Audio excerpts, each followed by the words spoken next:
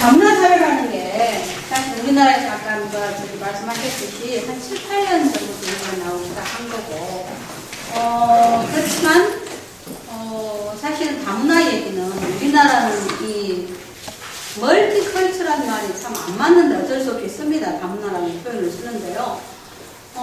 미국 같은 데는 이미 2차 세계대전 후에부터 얘기가 됐고요. 그 다음에 서양은 그거보다 훨씬 이전입니다. 아까 제가 말씀드린 대로 같은 한 나라에서 불어권, 플랑드르권, 그 다음에 이태리 같은 경우도 이태리 북쪽은 독일을 씁니다. 왜냐하면 1차 세계대전 후에 이태리한테 독일이 오스트리아가 뺏겼어요. 그 땅에서는 완전히 거기서는 독일을 씁니다. 그리고 대학도 이태리 국가도 안 보내고 오스트리아를 보냅니다. 그러니까 아주 그 큰 도시가 볼자노라는 도시가 있어요. 보첸이라고 합니다만 이 볼자노라는 도시가 제가 공부했던 인스브룩하고 3시간 거리 있어요. 3시간 거리 있는데 거기가 제일로 큰 북이태리의 도시입니다. 거기에는 독일어권이에요. 독일어권인데 대학은 독일을 못 쓰잖아요. 그러니까 학생들의 전부 국수를 전부 다 인스브룩 대학으로 보냅니다. 그렇게 외국어적으로 보내거든요. 이제 이런 그 국가가 이미 있어요. 그런데 이런 그 국가가 오늘날 우리가 굉장히 자주 저는 단일민족 국가, 순수 혈통 그렇게 믿어요? 거짓말이에요. 우리 아무도 순수한 사람이 없어요. 우리 처음부터 남방민족하고 북방민족 합해진 사람들이에요. 어느 쪽은 남방 쪽이 많고 어느 쪽은 북방이 많아요. 그 다음에 백제들이 신라로 외로 건너나갔죠. 천황이라고, 전 천황이라는 말 안 좋아하지만, 천황이라는 어떤 가족이 원래 백제 가족이라고 했잖아요. 근데 거기가 다 백제는 아니에요. 백제인 아니에요. 원래 남방 쪽에 온 사람들 있거든요. 아무도 혈통 없어요. 아무도 순수한 사람도 없어요. 그런데 우리는 착각하고 있어요. 그래서 마치 동남아에서 온 우리 다른 사람들이 마치 혈통을 뭔가 무너뜨리는 것처럼 착각하는 거죠. 그건 아닙니다. 그건 처음부터 없었어요. 박연이라는 사람이 400년 전에 우리나라에 온 사람이거든요. 박연이라는 사람한테 성씨 줬어요. 여러분 혹시 여기 지금 남씨 있으신 분? 남씨. 혹시 여러분 주변에 남씨 한번 보세요. 얼굴이 상당히 서양적이고 키도 큽니다. 한번 생각해 보세요. 남씨는 원래 서양적입니다. 남씨 있어요? 제가 보면은 그거는 있어요. 그러니까 절대 우리가 순수 혈통을 자랑하는 사람들은 아닙니다. 근대 국가는 약 200년의 역사를 가지고 있는데요. 근대 국가에는 단일주의, 단일문화, 혈통을 주장을 했어요.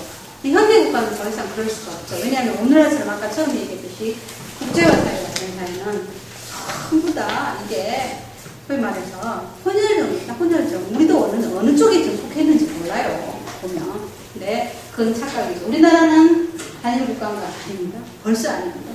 예를 들면은 이성계가 통두란한테 자기 동생이라고 했잖아요. 통두란 여진족이었잖아요. 다 지금 들어와 있어요. 예컨대. 그러니까 벌써 그 조선조 초기부터 들어와 있는 사람들이기 때문에 단일 국가, 단일 민족이라는 환상은 우리가 버려야 돼요. 우리나라 다문화 사회인가? 그렇다고 생각하는 사람 손 들어보세요. 다문화 사회인가? 손 들어보세요. 다문화 사회인가? 자, 그렇다. 한 분, 두 분, 세 분, 네 분. 자, 아니, 5분. 아니다. 자, 아니다. 더 많네요. 자, 그러면 아니다라고 생각하시는 분, 왜 그래요? 아니다. 왜? 한 번만 얘기해보세요. 아니다. 왜? 다문화 사회 왜 아니다? 섞여는 있는데 굉장히 다양성을 별로 인정 안 해주니까 그런 의미에서 다문화 사회가 아니라고 생각합니다. 아까 우리 미랑한사 선생님 상 드려야 돼. 맞았습니까? 상 드려야 된다. 그거를 어떡하냐. 맞습니다. 우리 집안은 다문화예요. 맞습니다. 왜냐하면 절대 우리 사회는 다문화 사회 아닙니다. 왜냐하면 다문화라는 거는 문화다원주의는요. 문화다원주의하고 다문화 사회는 조금 다릅니다. 문화다원주의에서는 어떤 게 있을 수 있냐면은 이 주류, 비주류가 있습니다. 그러면은 다수 집단이 있고 소수 집단이 있어요. 그런 경우는 사실은 미국 같은 경우도 일종의 그런 나라죠. 근데 다문화 사회라고 하는 건 어떤 사회를 얘기하냐면 사실은 호주나 뉴질랜드나 이런 나라들. 캐나다나 처음부터 그 종족, 언어, 문화가 다른 사람들이 함께 모여서 동등한 입장에서 같은 시민성을 가지고 시작한 나라, 그런 사회를 다문화 사회라고 그러지. 우리처럼 외국인이 들어와 산다 그래서 다문화 사회는 아니거든요. 그런데 오늘날은 다문화 사회를 지향하고 있습니다. 왜냐하면 같이 살아야 되니까. 결국은 우리가 다수 집단이 있고 소수 집단이 있으면 언제나 인간 사회는 막스가 말했듯이 하부 구조가 있고 상부 구조가 있고 하부 구조가 있게 되어 있어요. 그러면 상부 구조가 있으면 하부 구조를 이룰 수밖에 없어요. 그거는 원래 본래적인 다문화 사회가 지향하는 것은 아니죠. 다문화주의가 무엇인가 하는 말 자체가 우리 이해를 못해요. 그렇기 때문에 다문화 사회라고 착각을 하고, 심지어는 제가 이런 것도 봤어요. 우리가 이주 여성들에 비해서 역차별을 당한다고 생각하더라고요. 예를 들면 어디 보사부에서, 보건복지부에서, 여성부에서 이렇게 나오는 거 있는데, 우리 더 못 사는데, 한국 사람. 왜 그쪽을 도와야 되느냐라고 생각하는, 역차별이라고 생각하는 경우도 있어요. 물론, 그럴 수도 있겠죠. 뭔가 복지정책이 제대로 잘 안 돼서 그럴 수도 있지만, 그거는 말씀이 아니죠. 거꾸로. 저는 항상 외국 사람을 만날 때, 제가 독일을 잘 하는 건 아니지만, 독일 사람을 만나면 반드시 저는 독일말을 씁니다. 근데 제가 동문과 있잖아요. 우리 과도 그런 분위기 별로 아니에요. 자기들끼리 한국 사람이 4명 있고 독일 사람이 1명 있으면 한국말 해버리거든요. 저는 그거 예의 안 맞다고 생각해요. 왜냐하면 적어도 우리는 독일어를 하는 그룹이잖아요. 이 사람은 한국말을 못하는 사람이잖아요. 그러면 저는 그래도 우리끼리 한국말을 하더라도 중요한 것들은 이 사람한테 번역을 해주는 것이 예의라고 생각해요. 다는 못하겠죠. 그런데 아예 그렇게 다들 독일에서 공부하고 왔으면서 아예 무시하고 딴소리 무시하고 한국말만 해버리는 친구들이 참 많아요. 근데 그런 거 볼 때는 정말 우리가 뭘 배우고 있나 하는 그런 생각이 든다면은, 다문화 가정은 무엇을 말하니까, 다문화 가정은 우리처럼 결혼 이민자 가정만 다문화 가정이라고 하는가. 제가 심하게 얘기합니다. 이주 여성들 들여올 때 딱 3가지 조건입니다. 노동력, 애 낳고, 그죠? 애 낳고, 그 다음에, 집에서 살림하고, 잘하면 돈 벌어오고, 이걸 가지고 사람을 사오는데, 사람을 사오는 사람들이 어떻게 그것을 사람으로 대우를 하겠느냐. 이게 바꾸지 않으면, 우리는 절대로 우리가 말하는 다문화 사회에 실천 못합니다. 그런 점에 있어서 우리가 생각을 바꿔야 돼요. 제 조카 며느리죠? 조카 며느리가 3번째 왔거든요. 훈남도 도망갔어요. 집이 여기 아니고 진도에 큰 댁의 조카 며느리인데요. 하여튼 한 놈 아주 영리하다 했는데 도망가버렸어요. 또 2번째 갖다 놨는데 2번째도 도망가버렸어요. 지금 3번째 갖다 놨거든요. 근데 모르겠어요. 이제 그 뒤로는 어떻게 됐는지. 그런데 보면 그것을 충분히 물론 상대방도 또 문제죠. 왜냐하면 한국을 이용해서 오는 겁니다. 예를 들면 국적을 얻기 위해서, 아니면 일자리를 찾기 위해서, 아니면 서로 자기들끼리 연결해서, 모든 것은 복합적인 이유니까 일방적으로 얘기를 할 수 없습니다만, 기본적으로 우리는 조금 다른 생각을 가져야 된다. 자, 요거는 지금 다문화 사회가 어떻게 등장했고, 또 어째서 이렇게 변했다라고 하는 얘기고, 다문화주의의 의미는 어떤 거다 하는 얘기를 하고 싶은데요. 이거는 이제 좀 학문적인 얘기입니다. 다문화주의를 극진적인, 자유주의적인, 조합적인 이런 표현이 나오는데요. 자유주의적인 것은 그 사회 안에 그냥 하나의 공동 사회가 있고 너희들도 그냥 너희들 사회를 살아라. 우리는 우리 주류 사회를, 너희는 이제 소수 사회를 살고 이런 정도로 되어 있습니다. 근데 급진적인 것은 어느 경우냐면은 예컨대 우리는 우리 질서 갖고 이 나라 안에서 독립적으로 살겠다 하는 그런 경우에. 그 다음에 이제 보통 여기서 조합주의적인 것이 우리가 조금 더 같은 어떤 그 외연을 가지고 서로 동등하게 가보자. 그래서 제일 위에 거는 사적인 영역은 인정하되 공적인 영역은 인정 못하겠다는 거. 2번째 거는 공적인 영역에서도 평등하게 나가보자 하는 거고, 3번째 거는 완전히 우리는 독립적으로 우리 따로 뭘 하나 세우겠다. 우리나라는 아니죠. 우리나라는 전혀 이런 관계가 없죠. 이런 식으로 다문화주의라는 것이 있죠. 자, 다문화 사회에도 2가지 양식이 있습니다. 아까 제가 말한 대로 처음부터 국가 성립에서 이렇게 공식적으로 우리 사회는 다문화 사회 하는 경우가 있고요. 실질적으로 다문화 사회 같은 데는 프랑스, 영국, 다음에 독일 이런 데는 실질적으로 다문화 사회입니다. 그러면서 나름대로 어떤 일정한 규율을 가지고 살아오고 있죠. 다수 집단과 소수 집단을 얘기할 때 집단을 세 가지 얘기합니다. 원주민은 우리나라와 관계없죠. 그 다음에 소수민족이라는 것이 어떤 사람들이냐면은 말하자면 전쟁으로 인해서 완전히 그 종족이 나라를 뺏겨버렸다. 그랬을 때 어쩔 수 없이 그 나라에서 소수민족, 예를 들면 중국에 50몇 개의 소수민족이 있다고 그러잖아요. 예를 들면 그런 거. 그 다음에 이제 세 번째 소수인종이라는 게 또 이주자 집단입니다. 특히 경제적인, 오늘날 21세기에는 경제적인 것에 따라 움직이는 그런 집단을 얘기합니다. 자, 우리나라 역사를 잠깐 보기라고 제가 비교를 해봤어요. 1980년대 말, 1988년 올림픽입니다. 그때까지는 우리나라는 노동력을 수출하는 국가였습니다. 1988년도 이후부터 노동력을 받아들이는 국가입니다. 그 다음에 92년도에 김영삼 정부가 세계화 추진을 선언하면서 본격적으로 아시아 노동력이 유입이 됩니다. 그러면서 산업화로 인해서 양극화 현상이 나고 도시는 전부 다 젊은이들이 올라오고 농촌에 남아있는 총각들은 완전히 독신이 가노당했어요. 사람이 없으니 장가를 갈 수가 없잖아요. 그런 상태에서 어쩔 수 없이 들어온 것이 국제결혼입니다. 우리나라처럼 혈통주의가 강하게 남아있는 사회가 국제결혼을 인정한다는 것은 어떻게 보면 우리 사회의 획기적인 사실은 사고 전환입니다. 있을 수 없는 일이었어요. 있을 수 없는. 같은 마을에서도 양반 쌍놈 가려가지고 안 하는데 어떻게 해서 외국 활동을 해요? 어쩔 수 없는 일이죠. 굉장히 사실은 변화예요. 이 국제결혼이라는 거는 우리는 그냥 보고 있는데요. 우리 시대에서는 대단한 변화입니다. 이게 1990년대거든요. 1990년대면 여러분 다 지금 우리 세대예요. 그렇잖아요. 그런 세대. 그러면서 이제 결혼이 들어오고 2005년 제가 아까 얘기했죠. 최초로 외국인 정책위원회가 나와가지고 처음으로 요 얘기합니다. 그러니까 그 이전에 결혼 이주 여성들도 있었지만 정책적으로는 2005년이 처음입니다. 그리고 심지어는 이민정책이라는 표현까지 썼습니다. 그런데 우리 차원의 문제는 뭐냐? 우리나라의 2011년 6월에 지표를 따져보면은 외국인 체류자가 130만 명입니다. 130명인데 그 중에 56만이 외국인 노동자입니다.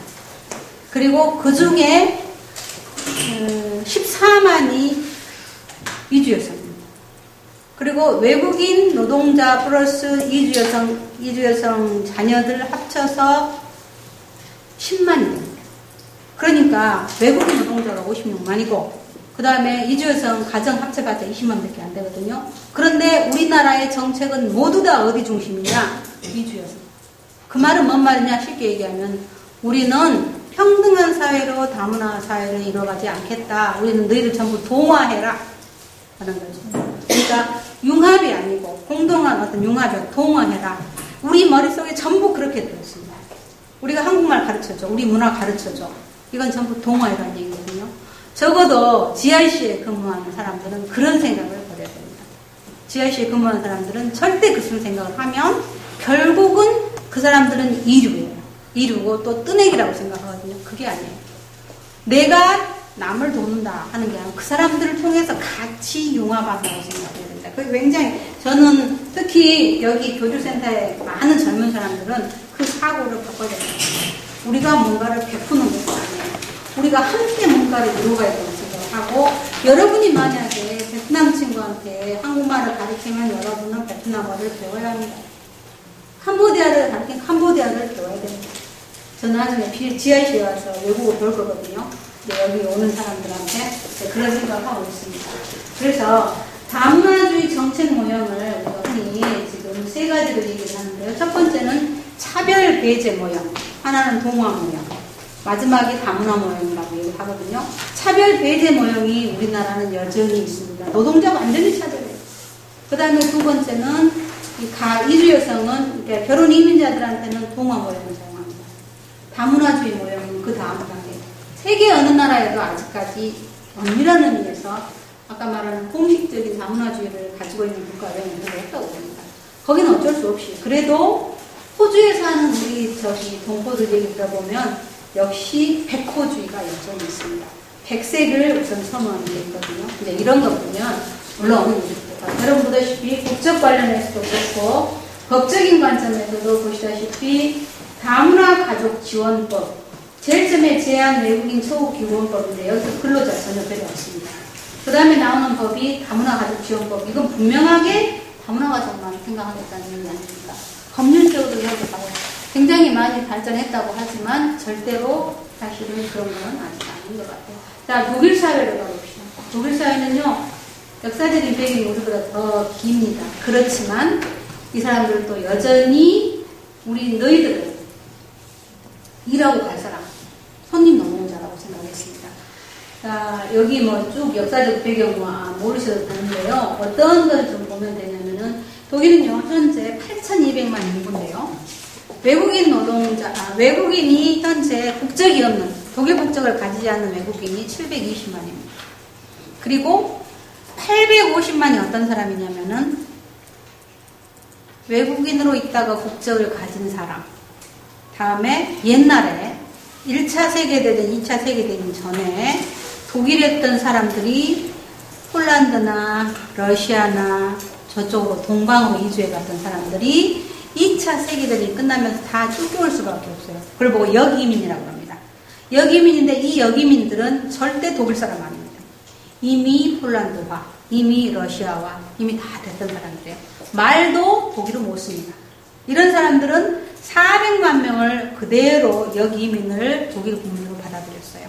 그러니까 720만 명의 현재 독일 외국인 말고도 아까 말하는 400만 명이 외국인인데 독일 국적을 가지고 있어요. 그러니 우리보다 훨씬 그 배경이 다릅니다. 게다가 또 특이한 것은 720만 명 중에 350만, 400만 명이 되게 어디냐면은 요즘에 이제 이슬람을 믿는 사람입니다. 이슬람이라는 거는 서양은 여전히 기독교 국가잖아요. 천주교가 됐든지 개신교가 됐든지 이런 기독교 국가에서 이슬람을 가진 300만, 400만들하고는 당연히 부딪힙니다. 요즘에 아주 독일에서 가장 100만 부 이상 팔린 책이 있습니다. 티더 자라튼이라고 여러분이 신문 찾아보면 합니다만은 독일은 없어지는가라는 책이 나왔어요. 그래서 아까 말하는 이슬람들하고 부딪히는 문제들을 아주 적나라하게 써서 이 사람은 다 보내야 된다는 겁니다. 근데 그럴 수 없는 게 이 사람들이 전부 노동으로 들어왔잖아요. 노동으로 들어오면서 사회복지국가니까 독일은 다 거기서 정착하기로 했네요. 그러니까 처음에는 그냥 손님 노동자로 왔는데 나중에는 가족까지 다 들어왔어요. 이 사람들이 다 정착한 겁니다. 그러니까 그렇게 이민의 배경이 큰 나라도 절대 우리는 이민국가 아니다 그랬어요. 그러다가 2000년에 와서야 비로소 이민법을 제정합니다. 2005년일 겁니다. 2005년도에 다 이민법을 제정하니 다문화 사회라는 것이 얼마나 어렵다는 걸 아시죠?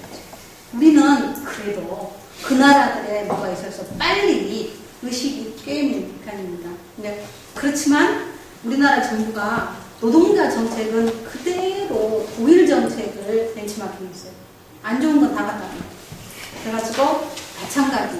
예를 들면은 노동자를 어떻게 하냐면요. 일단 3년간만 씁니다. 지금 외국인 노동자 그럴 겁니다. 그래갖고 해마다 재계약을 해요. 그리고 3년이 지나면 무조건 나가라 그래요. 나가고 1년 후에 다시 들어올 수 있는 권한이 있어요. 지금 우리나라 현재 제가 알고 있는 한은 그렇습니다. 근데 그것은 독일에서 들어왔어요. 독일 이제 순환 정책이라고 했어요. 네, 이런 상황 속에서 독일도 역시 혈통주의였습니다. 뭐 이런 건 역사적인 거고 다문화 배경을 보면 제가 독일은 좀 짧게 썼는데 독일은 아까 말한 대로 역이민이 훨씬 많습니다. 그 다음에 결혼 이주자보다는 오히려 이주 노동자, 역이민 그런 쪽이 좀 많죠. 그리고 역시 우리나 저기나 이중국적 허용하지 않습니다. 이중국적 허용하지 않고 그 다음에 다문화 정책은 독일이 우리보다 살짝 앞에 갑니다. 다문화주의 모형을 그래도 받아들이거든요. 왜? 기본이 거기는 인권이 제대로 되어 있어요. 아까 제가 말씀드린 대로 외국인 학생들한테 일단 등록금 안 받잖아요. 이런 그 다음에 외국인 학생 가잖아요. 그러면 그대로 다 사회보장제도에서 의료보험 같은 거 들면 그대로 다 해줍니다. 근데 제 아는 한남대학교 교수님은요, 뭐라고 얘기하냐면 자기는 독일 유학 안 갔으면 죽었대요. 원 이상짜리의 뇌수술을 받고 왔거든요. 그러니까 그걸 전부 다 국가가 해주는 거예요. 왜냐하면 외국인이 보험을 들어있으니까. 그런 것이 기본이 되어 있기 때문에 우리하고는 비교가 안 돼요. 사실 그런 면에 있어서는. 그래서 다문화 정책의 기조나 지향성은 기본은 별로 다르지 않지만 우리하고의 큰 차이는 뭐냐? 기본적으로 인권이다. 그랬다는 거. 그 다음에 이제 외국인 그 고용 방식이 우리는 여전히 사장 중심으로 뭐가 나오냐? 고용 허가제입니다. 근데 독일은 노동자 중심으로 자기가 신청하는 겁니다. 그런 점에서 좀 다르죠. 이런 점에서 그렇고요. 그 다음에